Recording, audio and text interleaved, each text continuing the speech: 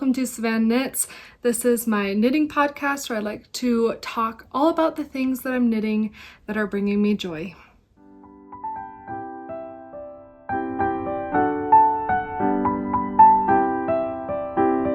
My name is Savannah and I live in Utah in the United States, where I am a stay-at-home mom and I like to knit and read. And I also like to ask you guys a question of the day so I can get to know you better. And I actually have two questions today.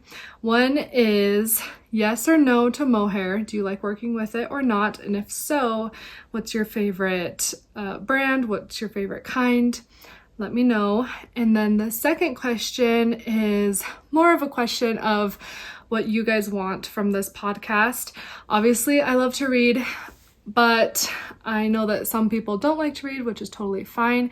And I know a lot of podcasts do a media update at the end where they talk about what they've been reading and watching. So if you have any interest in that, let me know in the comments. And if enough people have interest, then I'll start adding that into the end of my podcast. But for now, I'll just keep them knitting related just in case you guys aren't interested. But if you are, let me know and I can be sure to add that in. And if you're not interested, that's okay too. I know you're here for knitting and that's what I'll be including. Before we jump into things, I want to let you know where else you can find me. You can find me on Instagram as Savannah Knits and also on Ravelry as Savannah Knits. I keep Ravelry pretty updated and I share a lot more knitting updates on my Instagram as well. So feel free to give me a follow on those, and you can also reach me at savannahknits@gmail.com if you have any other questions or just want to chat. Today we have a regular podcast episode. I have one finished object, I have a returning work in progress, and a new work in progress to show you, a new cast on. And then I have a little bit of acquisitions at the end with some plans for those acquisitions. And I will also be releasing a spring knitting plans video sometime soon, maybe next month. I'm trying to get my sweater project finished and then I feel like I can focus on spring and summer knits. So let's dive on in. My first finished object and only finished object is the Woolly Giants Cowl by Mary P. Hunt. This is a colorwork cowl that features a woolly mammoth and I love woolly mammoths, so I knew I had to make it. I used Juniper Moon Farm Patagonia Organic Merino in the colors Pearl and Mahogany, and I used the recommended needle size of 3.75 millimeter needles. I'll just show you. This is it. Look at it. I told you guys I was gonna frame it. Here it is in its framed glory. So yeah, I wanted to make this cowl not to wear, but to display in my living room. I'll show a picture of how I've displayed it. And I could not be happier with it. I think that the detail on this colorwork chart is absolutely phenomenal. I'm trying to open this. It's a shadow box, so it's a little bit big, but the detail is stunning on this cowl. It's just so beautiful. Because of the detail, it is a little hard to knit because it is such a long, there's not a lot of repeats, right? You're only repeating this motif on the front of the cowl and the back. And it's a long colorwork chart to follow, but she does have you mark like the midpoint so you can check in and make sure that you're on track at the midpoint of each side. So that makes it easier. And the detail is what makes this cowl shine. So of course it is worth it to, you know, pay attention to each row and make sure that you're getting it right because the finished cowl is beautiful. I love it so much, and I'm really happy that I could block it to the dimensions of the shadow frame that I got online. So that worked out well because once I finished the cowl, I realized that, you know, shadow boxes or like frames, they come in specific sizes. And so I was stressed thinking I wouldn't be able to find a frame that fit the size of this cowl, but I was able to block it and stretch it a little bit to fit this frame, which I think is a 11 by 16 inch frame. So yeah, it worked out pretty well. I'm glad because I didn't account for that. So overall, it was a fantastic pattern, very detailed, and also just very simple and beautiful. I think the instructions for this is just on one single page, and then you have the chart on another page. So very simple and easy to follow. Love the details of the chart. The yarn was wonderful to work with as well. It was my first time using yarn from Juniper Moon Farm, and I absolutely love the colors. The brown has a lot of different speckles in it, so it's got some red and even some yellow and different shades of brown, so it really does look like woolly mammoth fur to me. And then the white, or the pearl color, has a lot of dimension with some gray strands in there as well, and so I think it looks really, really great. So overall, the yarn was fantastic, the pattern was fantastic. I'm really happy with the display that I chose to do, and it's really fun to see it every day instead of, wearing it. I can just admire it. And I've already gotten a lot of compliments on it from family who have visited and things like that. So that has been fun too, just a way to showcase my hobby and the joy that it brings me and display something that I'm proud of. I started this on December 27th and finished it on March 8th. So it took me 2 months and 1 week, and it was definitely worth every moment. Let's move on to works in progress. My first one is the Iris sweater by Trin Anneli, or Anneli, however it is supposed to be said. It is a all-over colorwork sweater that's fingering weight. I am using the same exact yarn as the sample photo that the designer has, and also the same needle size, which is 3.5 millimeter needles for the colorwork. And the yarn is Holst Garn Super Soft, which is my first time using this yarn. It's a very sticky and dry and ropey type yarn that blooms and softens a lot when blocking and wearing, because it has this spinning oil in it, so it is just a little bit dry and thin and very sticky. So I really enjoy working with it. It doesn't make the most clean looking color work, but it blooms beautifully. And I am making a size 2 in this sweater, which is around a 51 inch bust. So that should give me around 10 inches of positive ease, but my gauge is quite a bit tighter, so it is not giving me that much positive ease, which is totally fine because 10 inches is a little bit too much for me. And I know that I usually knit tighter than what my swatch says, so it's working out fantastically. And I'm at the point where I've tried this on a couple times and it has, worked and fit beautifully. Let me show you what I have got. At this point, it doesn't look that much different than the last time I showed you. My marker for where we were last time is right here, right there. And so I have done that much in the past 10 days. Let's measure and see how much that is. Around 6¼ inches, which last time when I measured the distance between markers, I had done 6 inches, but I had also steeked the armholes. So I knit a little bit less this time, but still the same amount of progress, I guess, on the body. And I am happy with that. I am almost done with the body, and I am so excited to be done with the body. I really enjoyed working on this. Now that I have done all the steeking, and you can check out past podcast episodes where I talk about that process and how it was a difficult process for me because it was the first time, made some mistakes. It all worked out in the end though.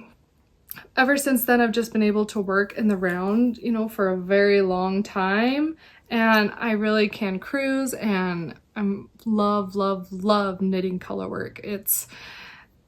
There's just something about it just being knit stitches, but it adds a little bit more interest in that I'm following a color work pattern, a colorwork chart, and switching off colors. I find it very satisfying and really enjoyable. But that doesn't discount the fact that I have been working on this body for weeks and weeks and weeks, and I am ready to move on to the sleeves. So I am making it, I'm following the same thing as the sample photo where she has, I think, 4 repeats of the flowers, and then she has one last section of this brown and orange down here. So I'm doing that same thing so you guys can see how close I am to being done. I just have the second half of that brown and orange section to go, and then I will do the ribbing. So this week, this has got to be the week that I'm going to finish this body. That is my goal. And I am super in a knitting mood because I am so close to finishing this body. And it's nice that I've already done the collar. So after I finish the body, I can just do the sleeves. And I am kind of hoping that the sleeves won't take me that long or won't feel like they're taking me that long. But I don't know, we'll have to see. It's not as much of a drop as I thought it would be, and I think that's just because also of my gauge, and I don't know, I was expecting more of a drop and so less sleeves to knit, but I don't think that will be the case. But sleeves are obviously a lot smaller circumference than a whole body, so I am thinking that it will feel a lot faster because I'll only have to repeat the chart, you know, a couple of times instead of repeating it however many times around. It's a lot to repeat it for a whole entire body width. So those are my hopes and dreams for the sleeves. I am also trying to figure out what size to do the ribbing for on the bottom. She asks, or she calls for a 3mm needle for the ribbing. And I didn't have a 3mm needle in a 16-inch circumference for the neckband, and I wanted my collar to be a little bit more snug. In the pictures it is a little bit more wide, so I chose to do a 2.75mm needle for the collar. And I think that worked out great. I love the fit of the collar. But for the body ribbing, should I do the 2.75mm needle and keep it the same as this collar, or should I do the 3mm needle? Because I don't want it to cinch in at the bottom, but I don't feel like that's much of a difference between those two sizes. It's only 1/4 of a millimeter, which is tiny. And I think a comment also mentioned that this yarn loses its elasticity in the ribbing and flares out, and I don't want that to happen either. So then a 2.75mm needle would be beneficial for preventing maybe some of the flaring out or stretching out that this yarn seems to do. I also think that this yarn, it looks rather holey and gapey because it is so thin and ropey, and then when you block it, it blooms, right? And I'm hoping it does that for the collar because I feel like the collar is pretty gapey and like holey. And I think it would have been worse if I would have done a 3mm needle, right? If I would have done the larger ribbing needle. And so for that reason, I'm thinking for the body ribbing, I should just do the 2.75mm needle because then the ribbing will look more clean, more neat, more tight. So I think that's going to be my default, is the 2.75mm needle, but there is a chance that I could chicken out and still do the 3mm. We'll have to see what I decide. Either way, it's going to be a lot of inches of doing fingering weight ribbing, which will be fun, but the end will be in sight. And I am pretty sure that it is bound off in pattern. There's no tubular bind off or Italian bind off, because I know you can do that with 2x2 ribbing if you rearrange the stitches, and there's other ways I've heard of doing that, but she just has you bind off in pattern, and I'm so happy about that. Very happy about that, because I have never done, have I I can't remember if I've done a tubular or Italian bind off and fingering weight yarn for an entire body. Oh no, I have in my Skyline tee, and that took forever. So I would love to avoid that again. So I'm excited that I don't have to do that for this one. I don't really feel like it makes that much of a difference for me which way you bind off, but I'm also a rule follower, so if the pattern tells me to, I will do it. I think that that's all that I have to talk about this, just a progress update. I'm really hoping to have the body done the next time I record. I started this on February 3rd, so I've been working on it for 1 month and 2 weeks, and I would really like to get this done soon because I think it's going to be the perfect spring top because it is fingering weight, it's really light. I think the pattern even looks springy with the flowers, so I'm really excited to get this done and to wear it. I have one more work in progress to show you. Because I casted off the Woolly Giants cowl, I now freed up some room for socks, and I'm very happy because I have not knit myself a pair of socks for a little bit. I think the last time was in December. So I casted on the Comfort Core socks by Summer Lee. This is a pattern that she tried to make socks that fit the same as her Nike athletic socks. So it has some seed stitch right before and after the arch of your foot, and then in the arch of your foot she has some slip stitch type ribbing, I think, to kind of cinch in on your arch, and that sounds very comfortable for me. I have pretty high arches, and so I was excited to make these, and I cast it on using Long Dog yarn, and the colorway is Your Last Act on This Planet Will Be Surrendering to a Woman, which is a long name, but I absolutely love the yarn. It's so pretty. This is an 85-15 Superwash Merino nylon blend. I just really love this color so much. I'm using 2.25 millimeter needles, doing the size medium. This pattern is really cool too because it comes in child sizes all the way up to very large adult sizes. So quite inclusive of all ages and sizes. So I'll show you what I have so far. So I did a 1 3/4 inch 1 by 1 rib cuff. I did a 5.5 inch leg, and then I have done the heel flap and gusset, and then I have completed the seed stitch on the top of the foot, the first portion of seed stitch, which you work while you're doing the gusset decreases. So I finished the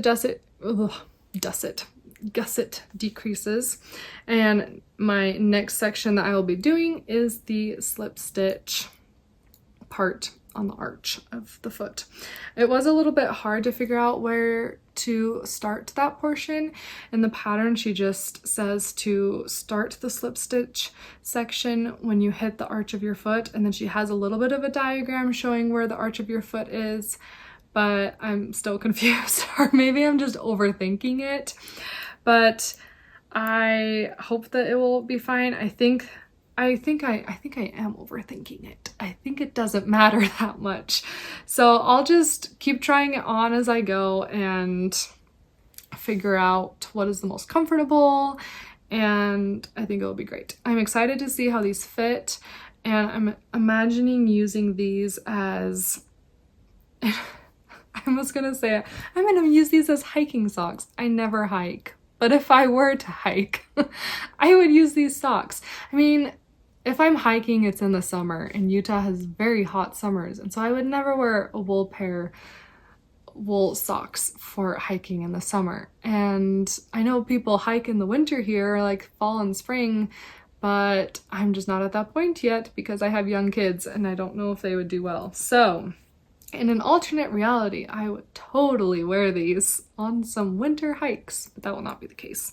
I think I'm just more excited to see how these fit and if they fit a lot better, because I still feel like I haven't found the perfect sock recipe that fits my feet. I feel like I've kind of hit the point where they fit well, and once I wash them and dry them, because I just throw them in the washing machine and dry them like all my other normal socks, they fit super well after I wash them because they kind of shrink down. But I'm interested to see how the fit changes and if it improves with this athletic fit style. So yeah, I started these on March 8th and I've been working on them for 1 week and absolutely loving this variegation of the yarn. Oh, it's so pretty. So yeah, we'll see if I can get this sock done before the next episode and then start the other ones. Let's go through some acquisitions, shall we? So the first two I just got 2 balls of Knitting for Olive Merino. This one is ochre brown and this one is marzipan, and I'm planning on using these for color work for some of this Knitting for Olive that I have in stash. This is the color Blue Tit, and so this is going to be a color work tee, and I am planning on knitting the tee. It's from the book Lakeside Stitches by Rania Hakoleto, and it's this Lumo tee. So the dark blue will be down here, and then I will be using the marzipan for the white, and then the ochre brown for the other parts of the color work. And I am excited. I only had to buy 2 of these to do this because I had bought this for another project, and I was going to hold this with Knitting for Olive Heavy Merino to make a bulky weight sweater, but the sweater pattern ended up not being size inclusive, so I decided not to knit that. So I had just like a very strange amount of this merino left, not enough to make a sweater and not even enough to make a tee, but combined with these 2 I can make a color work tee. So I'm very excited to make that this summer or spring. I also got 2 more balls of this Drops Lima. This is color 9018. I think it's Sea Glass or something like that is the name. I already have a lot of this in stash, but I wanted to make the Lose sweater, which is by the Knit Pearl Girl that just came out this month, I think. And I really want to use this yarn for that sweater. And I realized I didn't have enough, and so I thought I would just order a couple more balls just in case, so that when I do cast that on, I don't have to wait around for extra yarn if I need it. Unfortunately, it is not the same dye lot as the ones that I have, but honestly it looks very similar, and I can just alternate rows, you know, blend it in, and I'm sure it will be just fine. I also could not resist this Drops Fiesta. It was on sale. This is Drops new DK weight sock yarn, and this is color 14, and I can't remember the name of it. It might be like Rainbow Sparkles or Rainbow Sprinkles or something like that. And give me all the pink speckled yarn. I love it so much, so I can't wait to make some socks out of this. And then the last little bit that I just got a bunch of odd like small skeins, but I got this Yerbo Raggy. This is a worsted weight sock yarn, so it is a wool and nylon blend, and yeah, 70% wool, 30% polyamide is the other part of it. And I've never used this yarn before, but I really wanted to try a worsted weight sock yarn. This is in the color white. 1510 is the number for it. And I'm going to make the There and Back Again slippers by Tanya Barley. So I will be casting these on pretty soon. I would really love to either finish the body of my Iris sweater or finish my current pair of socks before I cast these on, but I just really would love to make these soon, and this will be a very special project, but I will talk more about that when I cast them on. So that is all of the random acquisitions that I have, a little bit of planning for you. And that's all that I have for today. I hope you guys are finding joy in what you're making. And if you like today's episode, feel free to subscribe if you'd like and stick around for future episodes. And with that, I will see you next time. Bye, guys.